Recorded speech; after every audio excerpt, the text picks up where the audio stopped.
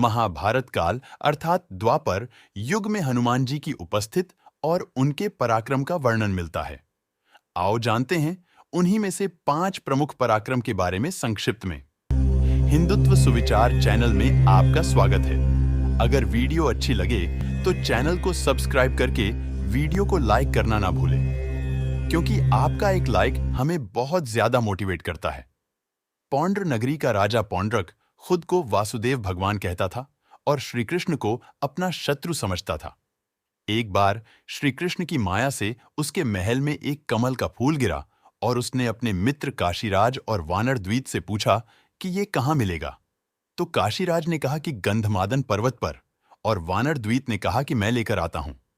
हनुमान जी उसी दिव्य कमल सरोवर के पास रहते थे। श्री कृष्ण के आदेश पर हनुमान जी खुद ही वानर द्वीत के बंदी बनकर पौंड्र नगरी पहुंच गए और उन्होंने वहां पौंड्रक को चेतावनी दी कि यदि तूने खुद को भगवान मानना नहीं छोड़ा और धर्म के मार्ग पर नहीं आया तो मेरे प्रभु तेरा वध कर देंगे।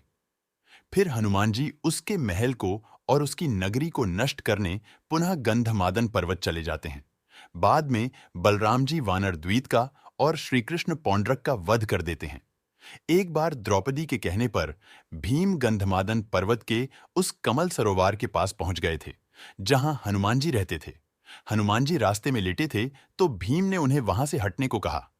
तब हनुमान जी ने कहा कि तुम तो बलशाली हो, तो तुम खुद ही मेरी पूंछ हटाकर अपना मार्ग बना लो। परंतु भीम उनकी पूंछ हिला भी नहीं पाया।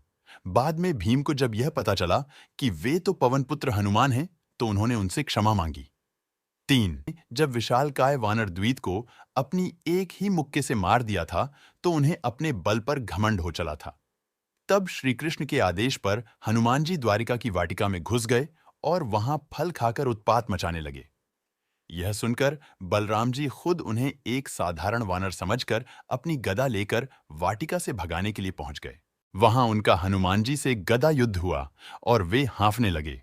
तब उन्होंने कहा कि सच कहो वानर, तुम कौन हो, वरना मैं अपना हल निकाल लूंगा। तब वहां श्री कृष्ण और रुक्मिणी प्रकट होकर बताते हैं कि ये पवन पुत्र हनुमान जी हैं। इसी तरह हनुमान जी ने गरुड़ देव और सुदर्शन चक्र का भी अभिमान तोड़ दिया था। श्री कृष्ण के ही आदेश पर हनुमान जी कुरुक्षेत्र के युद्ध में सूक्ष्म रूप में उनके रथ पर सवार हो गए थे। यही कारण था कि पहले भीष्म और बाद में कर्ण के प्रहार से उनका रथ सुरक्षित रहा, अन्यथा कर्ण ने तो कभी का ही रथ को ध्वस्त कर दिया होता।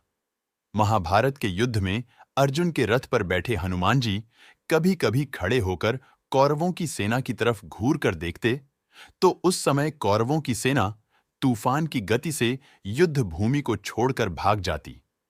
हनुमान जी की दृष्टि का सामना करने का साहस किसी में नहीं था। उस दिन भी ऐसा ही हुआ था जब कर्ण और अर्जुन के बीच युद्ध चल रहा था। कर्ण अर्जुन पर अत्यंत भयंकर बाणों की वर्षा किए जा रहा था। उनके बाणों की वर्षा से श्री कृष्ण को भी बाण लगते गए। अत उनके बाण से श्री कृष्ण का कवच कटकर गिर पड़ा और उनके सुकुमार अंग पर बाण लगने लगे। रथ की छत पर बैठे पवन पुत्र हनुमान जी एकटक नीचे अपने इन आराध्य की तरफ ही देख रहे थे। श्री कृष्ण कवचहीन हो गए थे। उनके श्री अंग पर कर्ण निरंतर बाण मारता ही जा रहा था। हनुमान जी से यह सहन नहीं हुआ।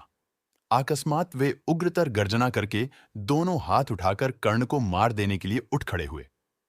हनुमान जी की भयंकर गर्जना से ऐसा लगा मानो ब्रह्मांड फट गया हो। कौरव सेना तो पहले ही भाग चुकी थी।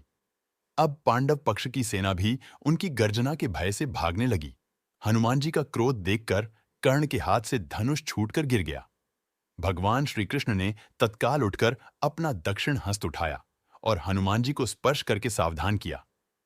रुको, तुम्हारे क्रोध करने का समय नहीं है। श्री कृष्ण के स्पर्श से हनुमान जी रुक तो गए, किंतु उनकी पूंछ खड़ी होकर आकाश में हिल रही थी। उनके दोनों हाथों की मुट्ठियां बंद थीं। वे दांत कटा रहे थे और आग्नेय नेत्रों से कर्ण को घूर रहे थे। हनुमान जी का क्रोध देखकर कर्ण और उनके सारथी कांपने लगे। हनुमान जी का क्रोध शांत न होते देखकर श्री कृष्ण ने कड़े स्वर में कहा, हनुमान, मेरी ओर देखो। अगर तुम इस प्रकार कर्ण की ओर कुछ क्षण और देखोगे तो कर्ण तुम्हारी दृष्टि से ही मर जाएगा। यह त्रेतायुग नहीं है। तुम्हारे पराक्रम को तो दूर, तुम्हारे तेज को भी कोई यहां सह नहीं सकता। तुमको मैंने इस युद्ध में शांत रहकर बैठने को कहा है। फिर हनुमान जी ने अपने आराध्य देव की ओर देखा और शांत होकर बैठ गए। आपको यह जानकारी कैसी लगी? कमेंट में अवश्य बताएं। आशा करते हैं आज का वीडियो अच्छी लगी होगी। आज के वीडियो में बस इतना ही। जय श्री कृष्ण।